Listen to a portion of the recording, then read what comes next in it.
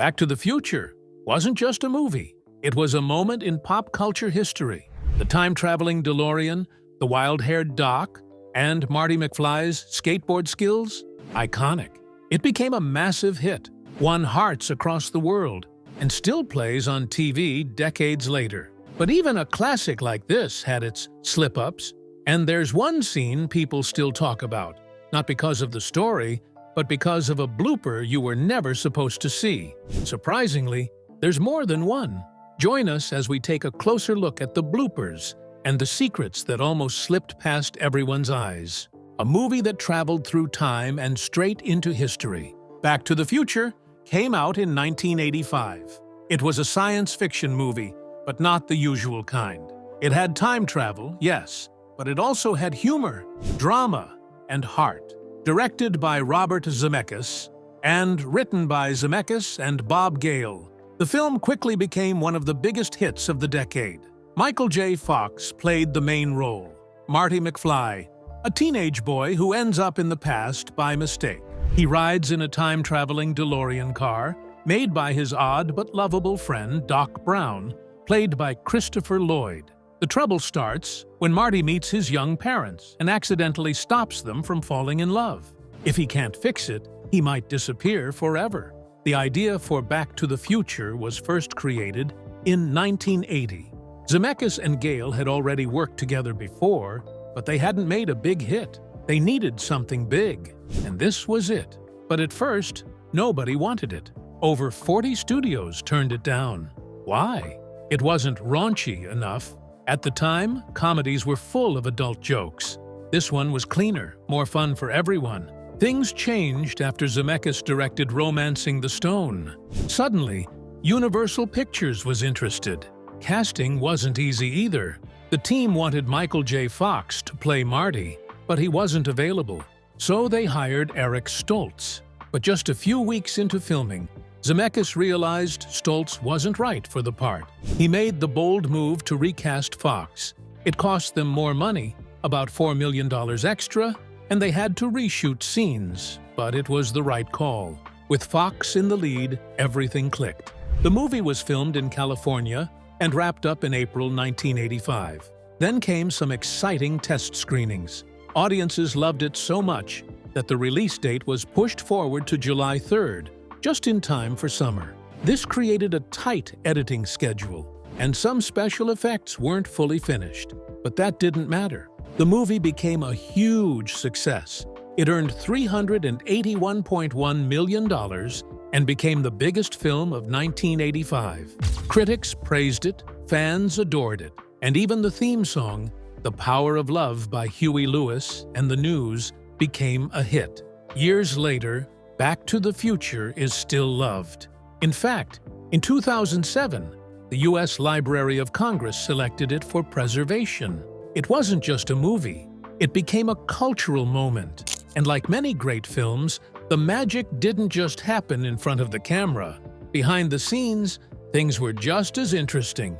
Crispin Glover, a face you recognize. Most fans remember George McFly, Marty's awkward but lovable father. In the first movie, he was played by Crispin Glover. But when the second movie came around, something strange happened. Glover didn't come back, but George McFly still appeared. How? Instead of simply casting a new actor and moving on, the filmmakers used a mold of Glover's face that had been made during the first film. They used it to create prosthetics and put them on a different actor, Jeffrey Weissman. From far away, it looked like Glover, but it wasn't. And that became a serious problem. Crispin Glover was not happy. He didn't mind that someone else played the role. What bothered him was that they used his face, his likeness, without asking him.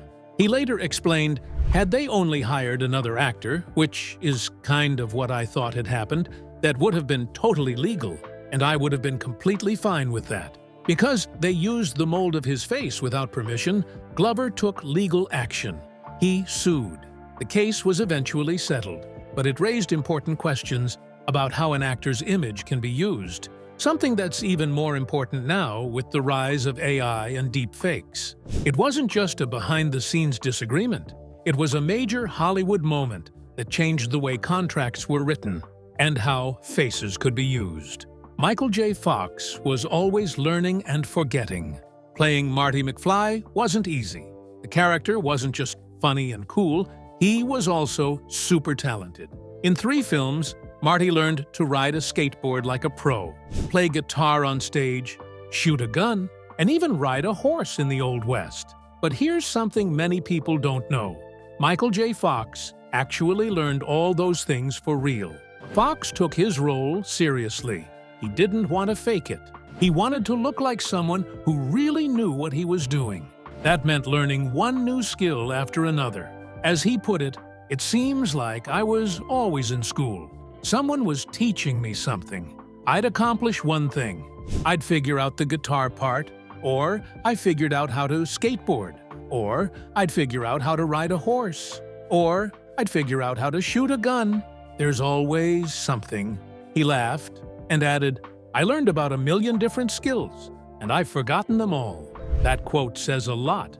It shows his dedication, but also how fast-paced filming was. One moment, he was mastering a guitar solo. The next, he was on a horse. And though he may have forgotten those skills now, you wouldn't know it by watching the movies. He made it all look natural, like Marty really could do it all. The music, the moves, and a blooper you might have missed. One of the most unforgettable scenes in the first movie is Marty playing Johnny B. Good at the school dance. The crowd goes wild, and Marty goes even wilder, jumping, sliding, and tearing it up on stage. It's a fan favorite. But did you know Michael J. Fox actually learned the guitar solo note for note?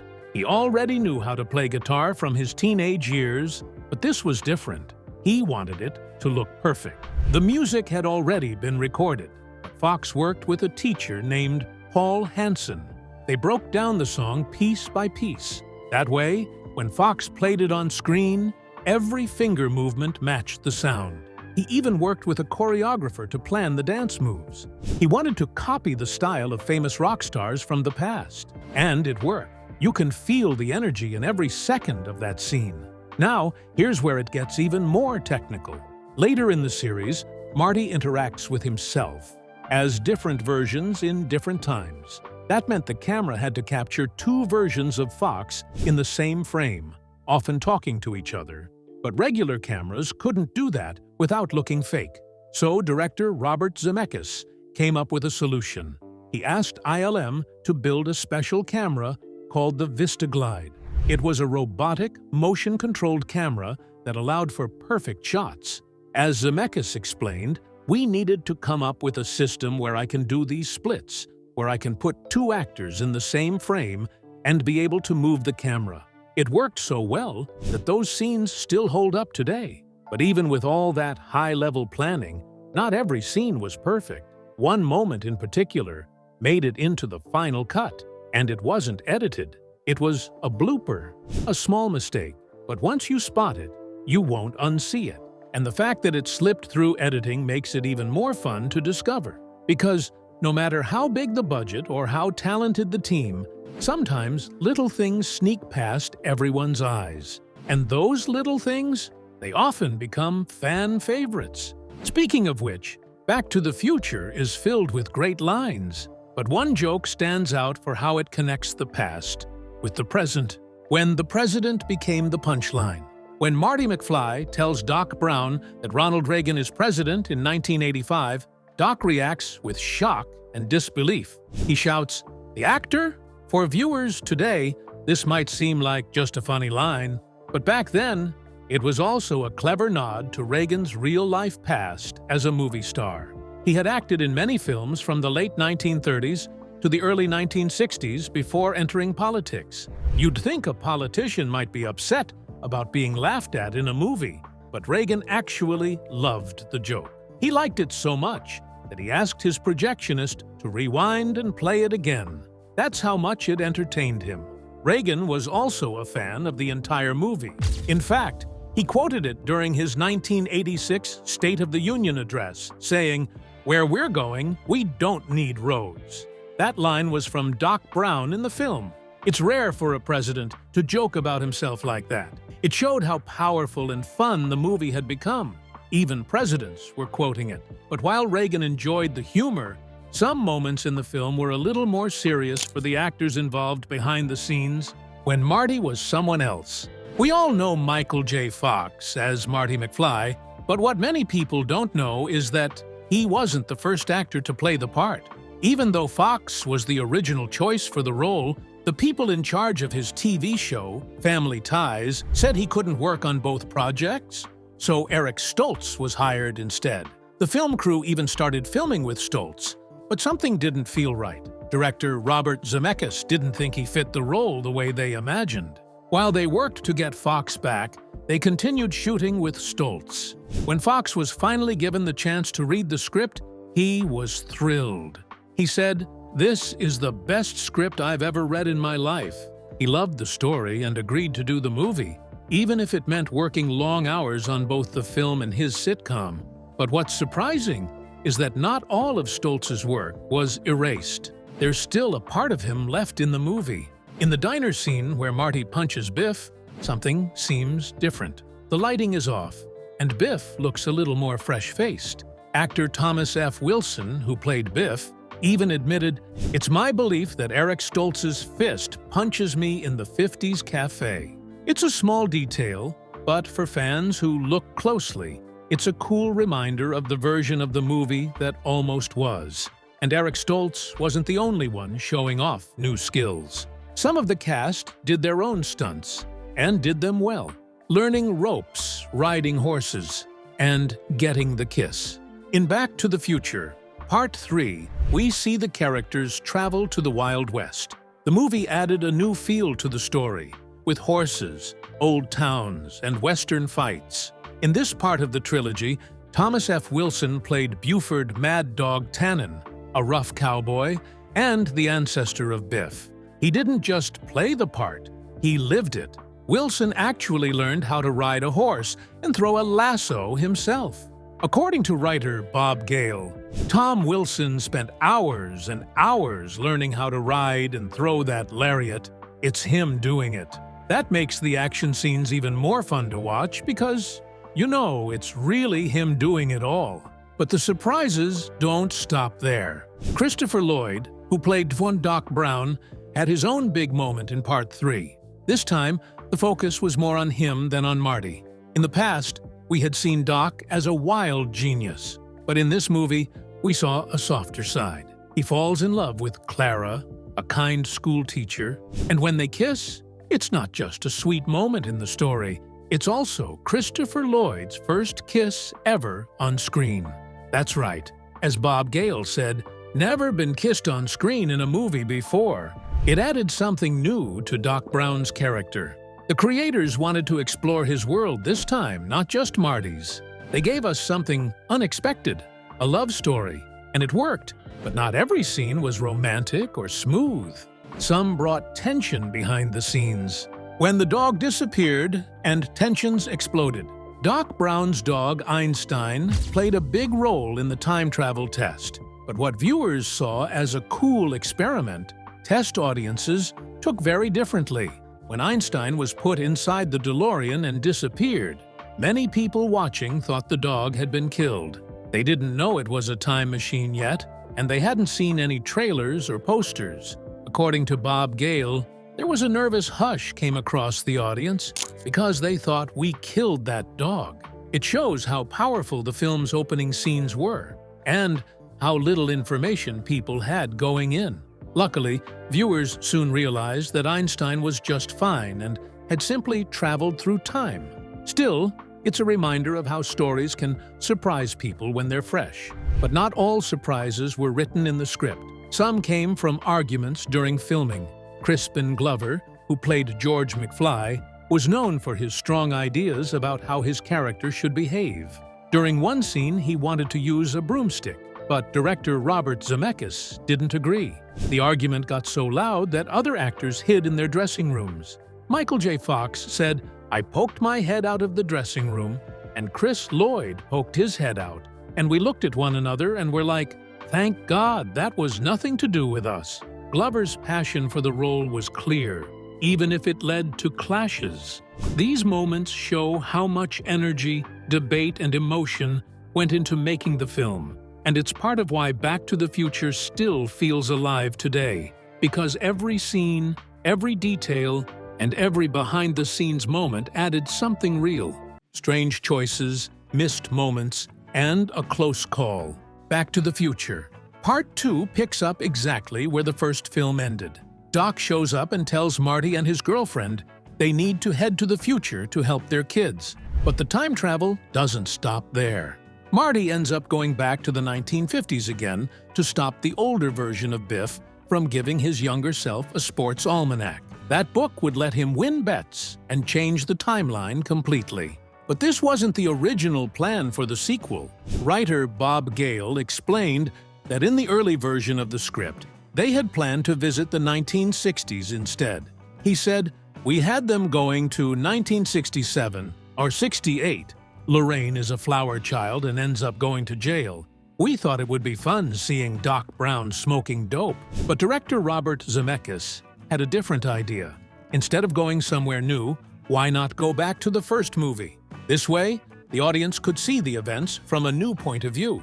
It had never been done before, so the second movie became something totally fresh by using the scenes from the original in a new way.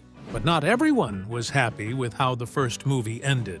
Crispin Glover, who played Marty's dad George, had some issues with the message of the film. In the end of the first movie, Marty returns to a better version of his life. His family is richer, his parents are happier, and even the car is nicer. Glover didn't like that. He told director Robert Zemeckis, "I thought it was not a good idea for our characters to have a monetary reward. The love should be the reward." He believed the film was saying that money equals happiness, and he disagreed with that message. This disagreement was part of the reason Glover didn't return for Part 2. Another reason was that he was offered much less money than other actors like Leah Thompson and Thomas F. Wilson. Glover said it just wasn't fair. Even though he wanted to come back, the pay gap and creative differences kept him away. But while some actors walked away, others needed a little push to say yes. Mary Steenburgen joined the third film as Clara, Doc Brown's love interest. She brought warmth and kindness to the role. Bob Gale said that Mary wasn't sure at first, but her kids loved the first two movies and begged her to do it. Gale explained, "She says it was her kids that said, 'Oh, Mom, you gotta be in a Back to the Future movie.'" After meeting the team, Steenburgen agreed to take the role. Her chemistry with Christopher Lloyd made the love story feel real. But filming that part wasn't always easy. In one scene, Marty is hanged by Mad Dog Tannen. It was meant to be a stunt, but something went wrong.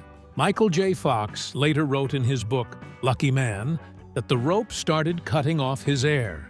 He said, "I swung unconscious at the end of the rope for several seconds. Thankfully, the team noticed just in time, and he wasn't seriously hurt. Still, it was a scary moment, but close calls weren't just on camera. Even casting decisions had big what-ifs. The doc we almost got in more bloopers. Christopher Lloyd became iconic as Doc Brown, but he wasn't the only actor considered for the part. Writer Bob Gale shared that another big name was almost cast, Jeff Goldblum. Gale said, "The only other guy we really seriously considered for Doc Brown was Jeff Goldblum."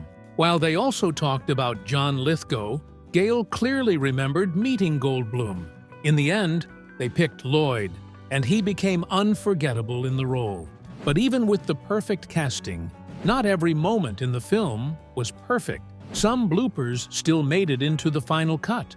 One of the biggest bloopers happens when Marty shows the 1955 Doc a video recording from 1985. In the video, Doc says, "Never mind that now, never mind that now." But when Marty was filming it earlier, the camera was down by his side and not recording. Still, when we see the video later, it includes that exact line. Another blooper happens in the Save the Clock Tower scene. In the background, the same man is seen walking around the corner twice in the same direction. It's a small mistake, but fans with sharp eyes noticed it. Then there's the flyer itself. When Marty shows it to Doc, It sometimes looks brand new, and other times it looks wrinkled. The appearance of the flyer keeps changing between shots. Another funny blooper shows up in the video recording scene again. In the original recording, right after Doc says 1.21 gigawatts, Marty starts talking about plutonium. But when the 1955 Doc watches the tape, the Doc in the video is still talking. When 1955 Doc reacts with, "What did I just say?" The timing is completely off. And if you look even closer at the Save the Clock Tower flyer that the lady gives to Marty, you'll notice something odd. Jennifer writes a note on the back of the flyer later in the movie. But when the flyer is first handed to Marty, the writing is already there. These little mistakes don't ruin the movie, but they're fun to spot once you know what to look for. It shows that even the best films can have small errors, and that sometimes those errors become part of the charm. Continuity errors, background extras, repeating actions, props changing between shots. All these little things remind us that no film is perfect. But it's those imperfections that sometimes make it even more loved. Because behind the magic, it's still made by people. Factual flaws that slipped through time. One of the early scenes in Back to the Future shows Marty about to play guitar through Doc's giant amplifier. He switches on the amp, turns all the knobs to maximum, plugs the cable into the amp, and then into the guitar. As any guitar player knows, this would have caused a loud pop or blast the moment the cable touched the guitar. That should have been the moment the amp exploded. In real life, guitarists plug in both ends before turning on the amp to avoid this, but the film gets it backward. Another error happens when Doc sets the time machine to December 25th, 0000, to go see the birth of Christ. First, historians believe Jesus was likely born in 4 or 6 BC, not year 0. Second, there is no year 0000 in the calendar system. It jumps from 1 BC to 1 AD, and even if the year were correct, the DeLorean would have landed in California, not near Bethlehem. But Robert Zemeckis later said that this was actually a joke. Still, the line makes little sense when you think about it. There's also the moment when Doc loads the DeLorean with plutonium. He uses a glass tube filled with red liquid. In reality, plutonium is a metal that looks silver or gray. It's not a red liquid at all.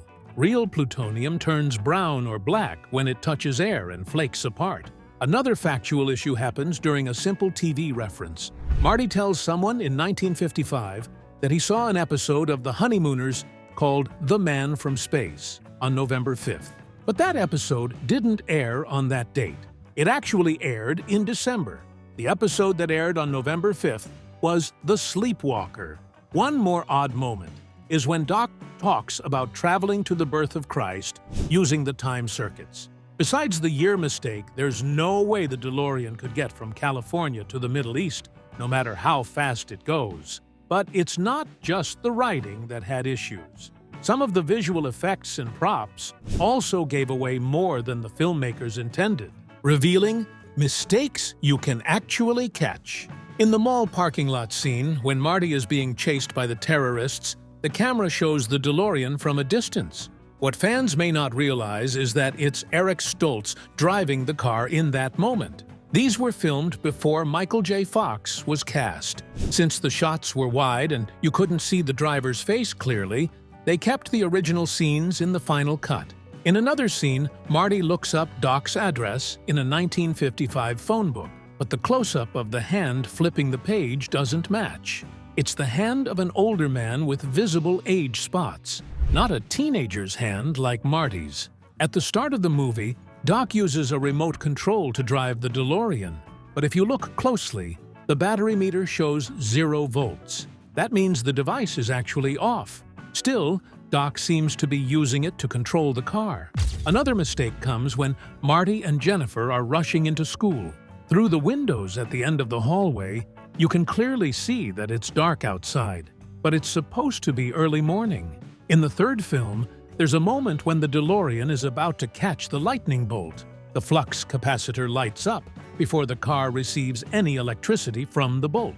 That blue glow is meant to show that time travel is about to happen, but technically, it starts too soon. These small moments don't ruin the film, but they are proof that even a hit movie like Back to the Future can't escape a few goofs. But if you look even deeper, some tiny background errors tell even more interesting stories. Background details that don't quite add up. At the beginning of the film, Biff is in the kitchen getting a beer. He complains that all George has is light beer, but if you look closely, you'll see 3 cans of Budweiser sitting on the shelf in the fridge door. That's not light beer at all. Another strange moment happens when Marty wakes up in his bed in 1985. Behind him is a yellow magazine called RQ. This stands for Reference Quarterly, which is a journal meant for librarians. In the DVD commentary, the producers admitted it was a mistake by the set dresser. A normal teenager like Marty wouldn't have that in his room. In another scene, Doc shows Marty the drawing of the flux capacitor, but the label on the drawing says flux compressor. That's not what it's called in the story, so the label is clearly wrong. There's also a scene where Marty chases after George after he leaves the diner, but by that point, Marty already has Doc's address and knows he needs help. There's no real reason for him to chase George. He doesn't have a strong emotional bond with him yet. It seems like he's only doing it because the plot needed him to. That's why some fans say the moment feels forced. Finally, Marty asks Doc if the car runs on gasoline. Doc says it needs something stronger, plutonium. But in Part 3, Doc says that plutonium powers the flux capacitor, and the car itself runs on regular gas. This creates confusion, especially for fans who watch all 3 movies closely. These small things might not bother casual viewers, but for fans who re-watch the trilogy again and again, they stand out. They remind us that even a time-traveling DeLorean can't travel far enough to fix every slip-up. Which scene from Back to the Future is your all-time favorite, and why? And did you ever notice any of these bloopers or mistakes before?